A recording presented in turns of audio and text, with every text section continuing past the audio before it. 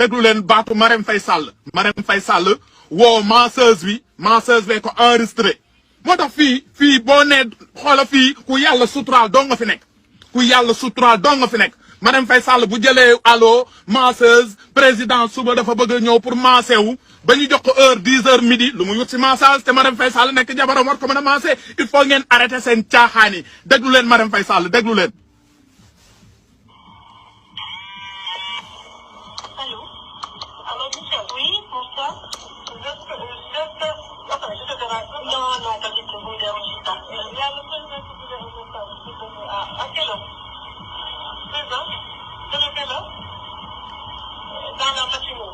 D'accord.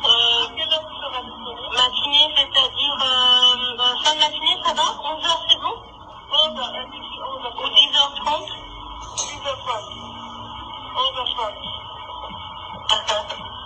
À quelle heure 11h30, oui. Sans problème, je serai là.